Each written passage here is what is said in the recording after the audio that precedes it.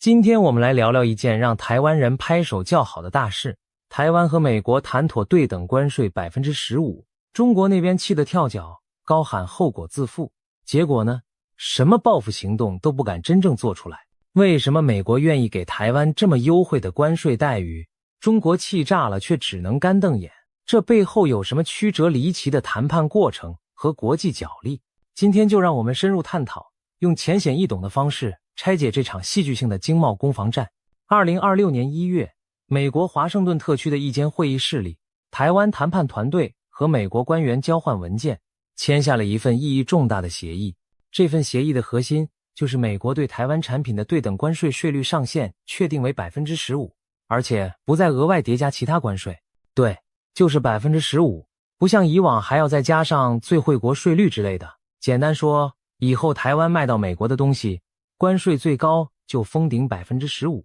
同时，美方承诺如果将来对进口半导体加征国安关税，也就是所谓232条款的关税，台湾可以享有最优惠待遇，也就是可能直接免除或减免。换句话说，台湾帮自己的高科技产业抢下了免死金牌。更令人兴奋的是，台湾成为全球第一个拿到美国半导体关税优惠的国家，连日本、韩国都还没有这种待遇。这还没完哦，为了换取这历史性的降税，美国当然也提出了条件。台湾方面承诺企业将在未来对美国进行2500亿美元的直接投资，同时政府提供另外2500亿美元的信用担保，相当于政府替企业赴美借钱投资背书。听到这5000亿美元的天文数字，你也许吓一跳，台湾哪来那么多钱？其实细细拆解就明白，这当中一半是民间企业自己掏的钱，另一半是政府做信用保证，并不是真的拿出现金去送人。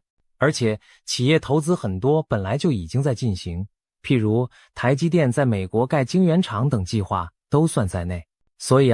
表面上看台湾砸了5000亿美元换 15% 关税，但实际上大部分投资是民间自主规划的，政府只是提供融资担保，并不是真的把纳税人的钱大把撒出去。美国人要的是台湾企业和资金更多进驻美国，带动在地经济和供应链，而台湾要的则是公平关税和产业保障，双方各取所需，最终谈成了这个互利双赢的台湾模式协议。我们的行政院副院长郑丽君亲自率队谈判，这次可是立下大功。他兴奋地说，台湾过去在贸易上常常吃亏，因为日本有美日贸易协定，韩国有美韩 FTA， 只有台湾孤零零，产品输美关税比别人高。如今总算把关税压到和日韩欧盟同一水准，一举扳平了多年来的不公平待遇。他提到这次谈判达成了4大目标：第一，关税 15% 封顶，不叠加，让台湾商品在美国市场的竞争起跑点跟日韩一样了。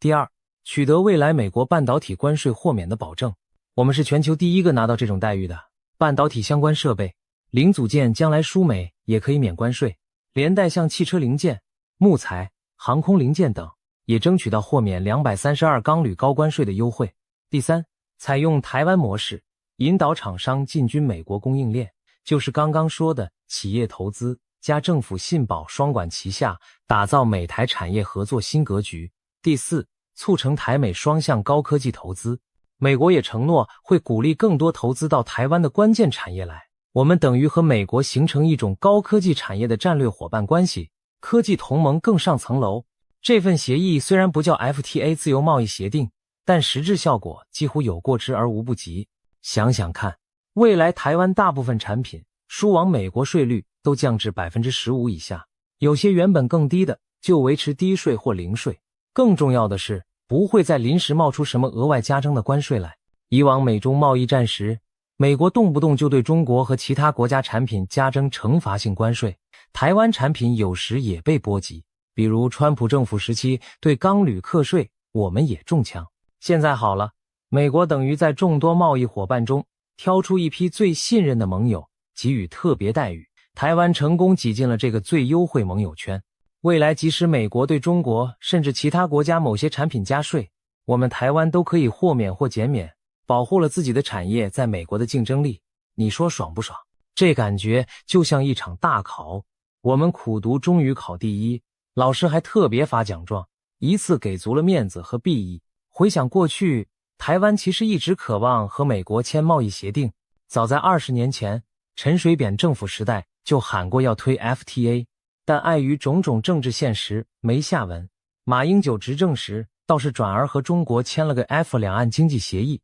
试图以此换取国际经贸空间。但美国那边依然冷冷的 FTA 大门始终没开，台湾夹在美中两强之间，有点左右不是人。美国这头嫌我们过去对美牛美猪进口管制，市场不够开放，中国那头只要谁敢跟台湾签官方色彩的协定，就跳出来说你违反一中原则。许多国家因为在乎中国态度，不敢跟台湾洽谈 FTA， 就算对台湾朋友再好，也只敢签些低调的投资保障协定或 MOU 而已。于是看着邻居韩国和美国早在2012年就生效了， FTA， 日本也在川普时代签了美日贸易协定，台湾真是干着急却一筹莫展。转机出现在美中关系急转直下的近年。2018年开始的美中贸易战让全球供应链剧烈重组，美国开始重新评估哪些国家是可靠伙伴。川普政府当年大棒乱挥，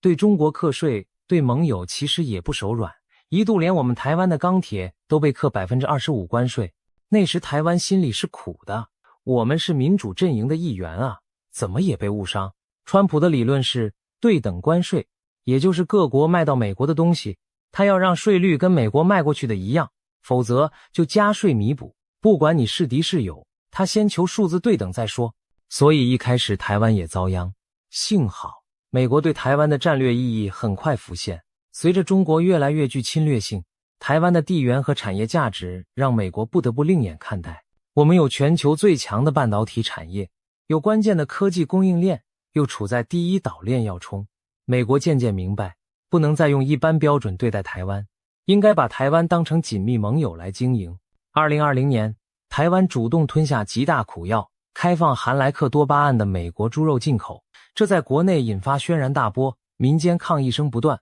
反对党还搞了公投。但蔡英文政府很有远见地认为，这步非走不可。过去美国牛猪议题一直卡在那，使得美台贸易很难更进一步。于是台湾政府顶着压力把门打开，表现出和国际接轨的决心。美国注意到了台湾的诚意，加上川普下台后，拜登政府也想凝聚盟友对抗中国。于是2021年开始，台美展开所谓21世纪贸易倡议的对话，在数位贸易、劳工、环境等软性议题上陆续谈成一些共识，但最硬核的关税问题，拜登政府始终不碰。可能是当时政治气候使然，他不太敢签新 FTA。直到2024年底美国大选，共和党重返白宫。是的，川普卷土重来，局势出现戏剧性变化。川普向来自诩交易的艺术高手，他在第一任期打趴中国没完全成功，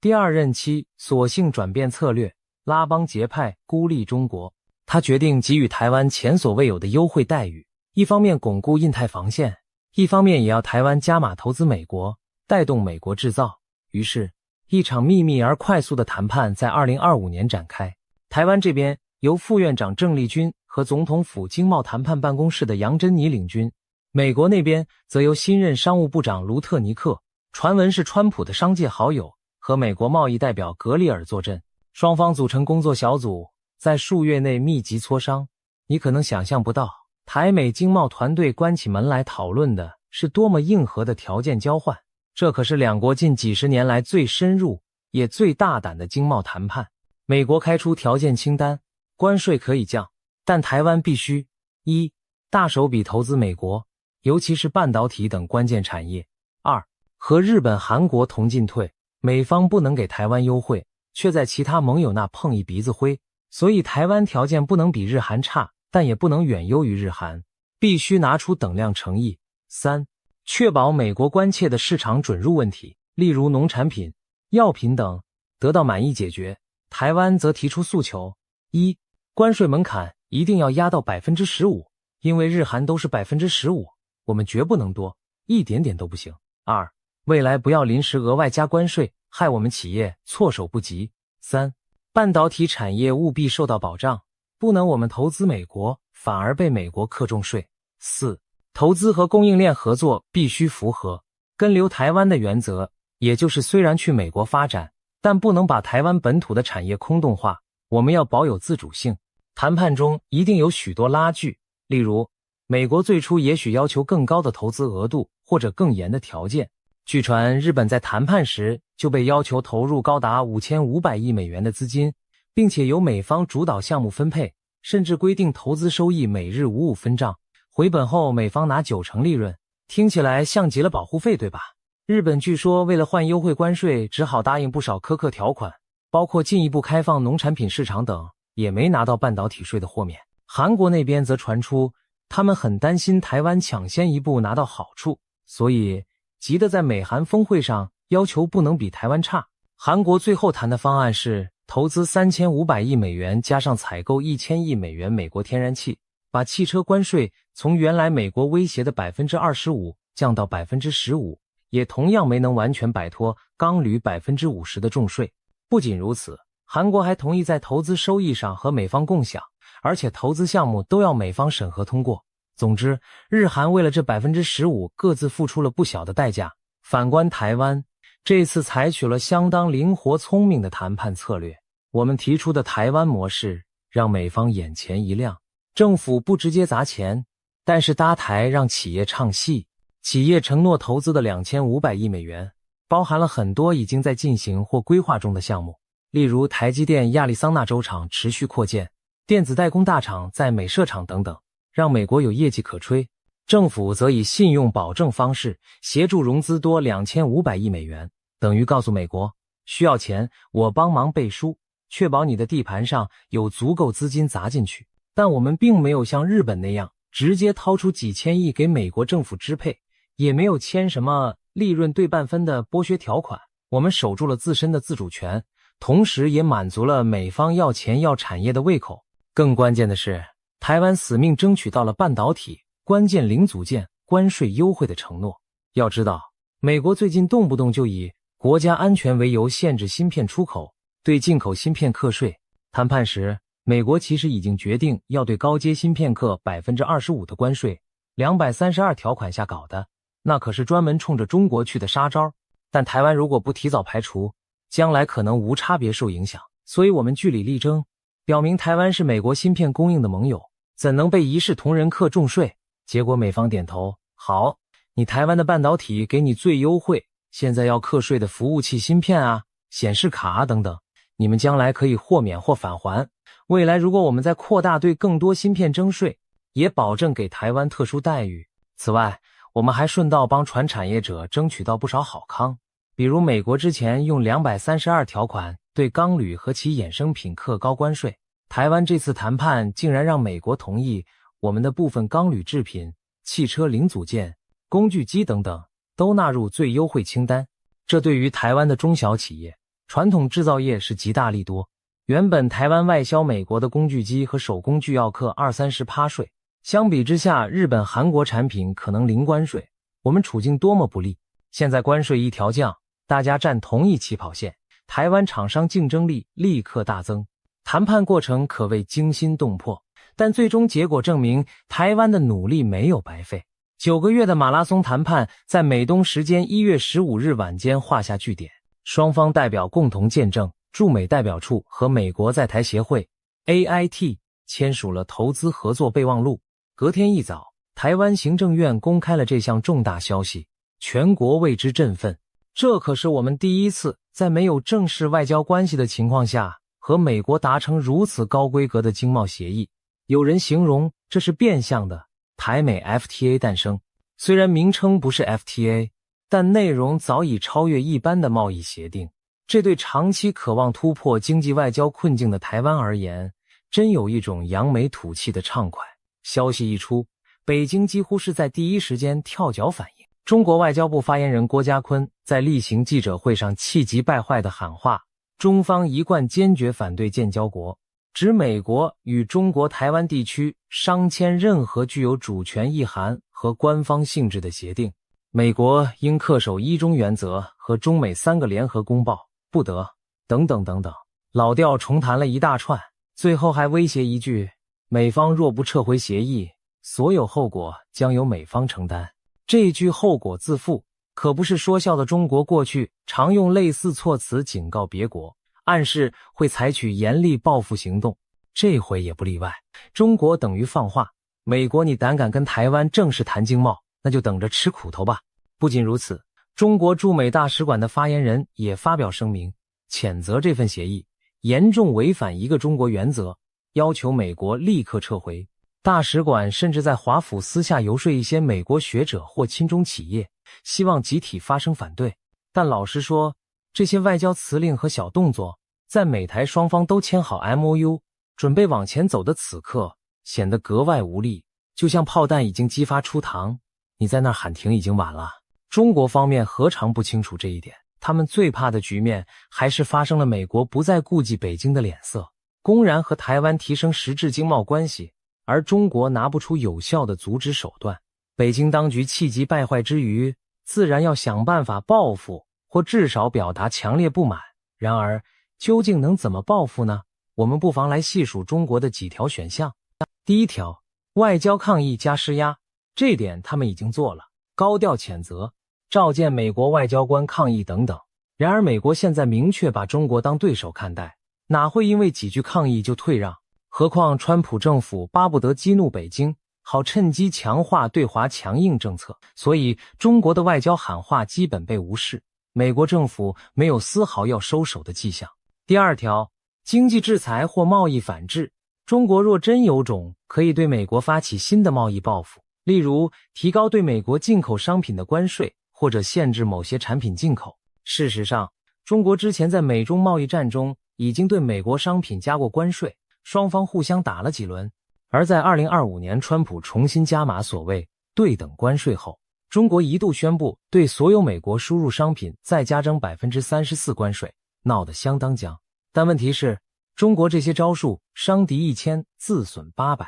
你对美货加税，美货在中国变贵，中国自己的企业和消费者也受害。而美国不太在乎中国市场的话，反而更不痛不痒。更何况，中国如此反制是冲着美国去的，对台湾几乎没有直接影响，甚至某种程度上还更凸显台湾的特殊地位，使台湾与美国的关系更紧密。北京如果因台美协议而对美再加税，只会加速中美经济脱钩，把自己推向自我封闭。那直接惩罚台湾呢？中国确实可能找台湾企业出气，比如禁止进口更多台湾产品。回想过去几年，只要台湾和美国或其他国家走近一步，北京就喜欢搞经济制裁的小动作。最典型的案例，凤梨禁令。2021年，蔡英文政府在外交上取得几项突破后，中国海关突然以发现介壳虫为由，禁止台湾凤梨输入，企图打击南部农民经济，制造台湾内部压力。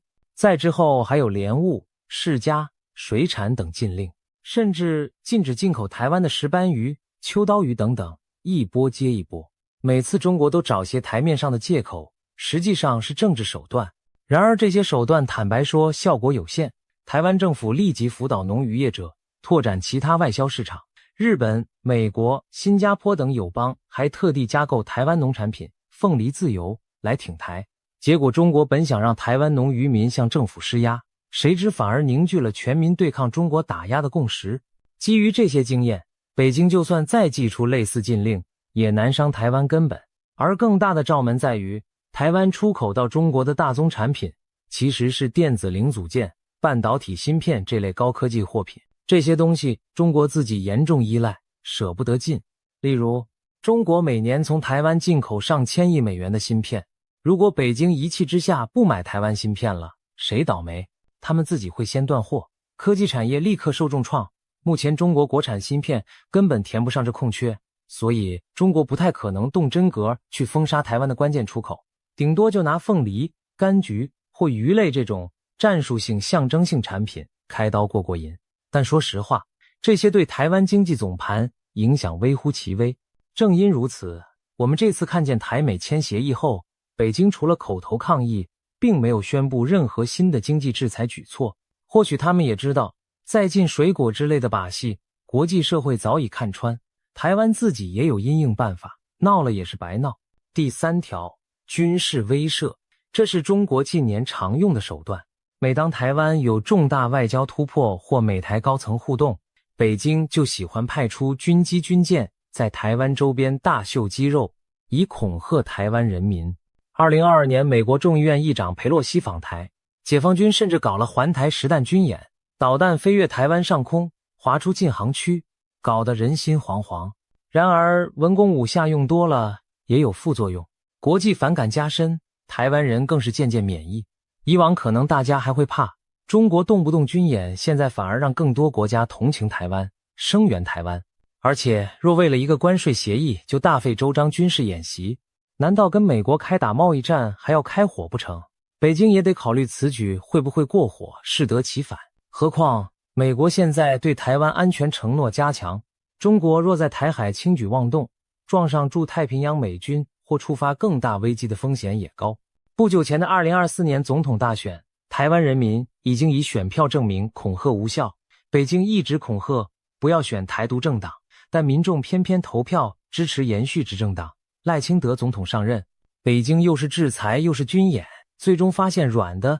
硬的都无法左右台湾民主选择，只能干瞪眼。这次台美签关税协议，北京当局大概也衡量过，不宜再动武吓人，否则更激怒美国，反而推美台走更近。所以到目前为止，我们没看到解放军有什么特别异动，顶多是照常在台海绕绕飞机而已，场面远不如佩洛西访台时那样大张旗鼓。第4条，宣传战与统战。既然硬的不行，中国只能试图软的来，从舆论上下手。这次最有意思的一幕就是中国官媒开始唱衰台美协议，拿5000亿美元投资，大做文章渲染台湾被美国剥削了。比如有家亲中媒体今日海峡在网络上发帖嘲讽台美贸易协定拍板，5000亿美金投资换关税 15%，5000亿美金可以做什么？等于275栋台北101，等于重铺31次台湾高铁全线。看到没有？他们用荒诞的比喻来刺激台湾舆论，意思是瞧瞧你们花的钱可以盖275栋101大楼呢，换来区区 15% 关税，亏不亏？这番话在台湾社群媒体上被疯传，但大家不是被吓到，而是笑翻了。许多网友包括一些政治评论人士直接呛声，我们要那么多栋101大楼干嘛？难不成把台北市盖成森林摩天楼？还重铺31次高铁，全台湾铁路挖了铺了挖，神经吧？可以说中共官媒这波操作被台湾网友各种酸，完全没有达到离间台美的效果，反而暴露出他们的无奈，除了酸葡萄拿不出别的办法。不仅网民，台湾官方也迅速回击中国的说辞。陆委会副主委梁文杰强硬表示，我国已是 WTO APEC 成员，当然有权利与任何国家签订经贸协议，中共无权干涉这次谈判。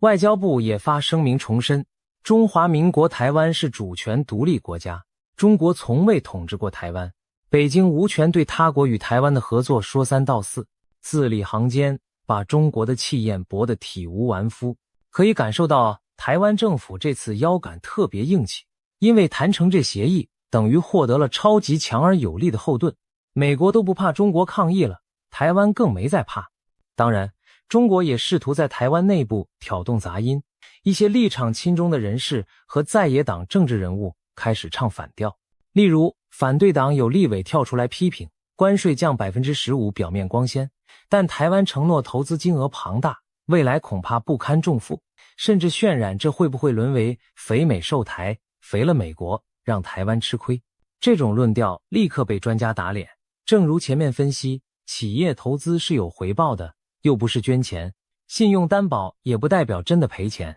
而且换来关税优惠，对产业有长远注意。再说日韩出的钱比我们多了，台湾所争取到的条件相对是最划算的，我们花最少的代价拿到了同等甚至更好的待遇。事实胜于雄辩，反对声音很快平息。台湾多数民意还是支持政府拓展对美经贸的，因为大家看明白了，在中国刻意排挤之下，我们只能更紧密抱团自由世界才有出路。当尘埃落定，中国发现自己除了干瞪眼，似乎真的无计可施。这场关税谈判的结果预示着台美经贸迈入新纪元。过去半世纪，美国基于与中国建交的考量，对台湾总是有所保留，在经济上不敢过于照顾台湾，以免刺激北京。但是现在国际现实完全反转，美中已进入新冷战态势，美国开始公然拉台湾了。这不仅是对台湾经济的利好，更是对台湾国际地位的肯定。